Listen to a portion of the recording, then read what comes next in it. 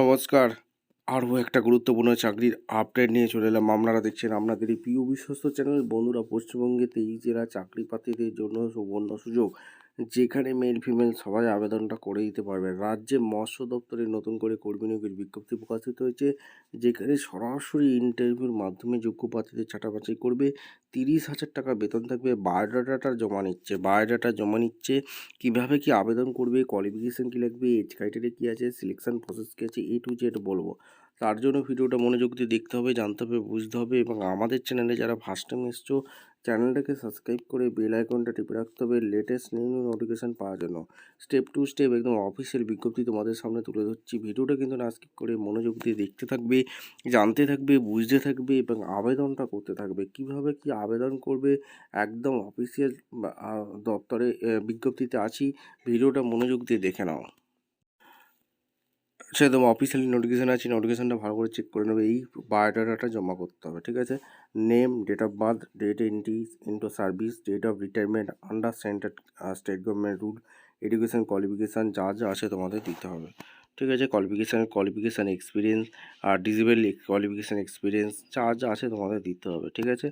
দিয়ে fill up করতে হবে সমস্ত কিছু দিয়ে। এখানে office instruction, post, regular basic, salary কত পেতে, এগুলো দিয়ে অফিস ইনস্ট্রাকশান যা যা পেতে, এগুলো তোমাদের নেচার অফ জব কী ছিল দিয়ে এগুলো সুন্দর করে আবেদনটা করে দিতে হবে। স্যালারি কত পেতে দিয়ে এই ফর্মটা ফিল আপ করে জমা করতে হবে, ঠিক আছে। এবার ভ্যাকেন্সিটা কোথা থেকে বেরিয়েছে সেটাকে তোমাদের সামনে বলে দিই। তারপর তোমরা আবেদনটা করে দিতে হবে। এখানে সিগনেচার একটা করতে হবে, ঠিক আছে।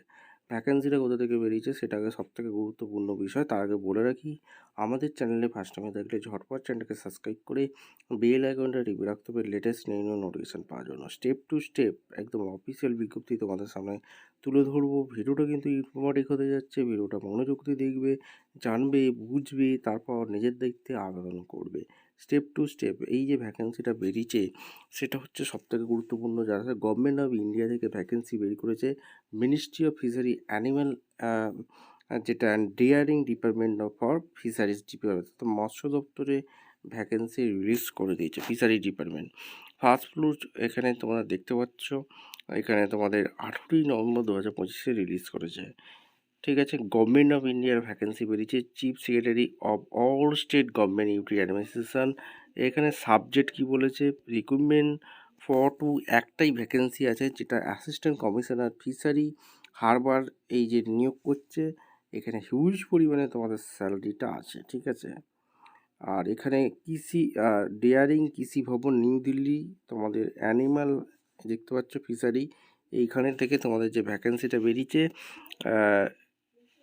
অ্যাসিস্ট্যান্ট কমিশনার ফিশারিং ডিপার্টমেন্ট যে ভ্যাকেন্সি বেরিয়েছে, এটা একটা দুর্দান্ত সুযোগ, ঠিক আছে।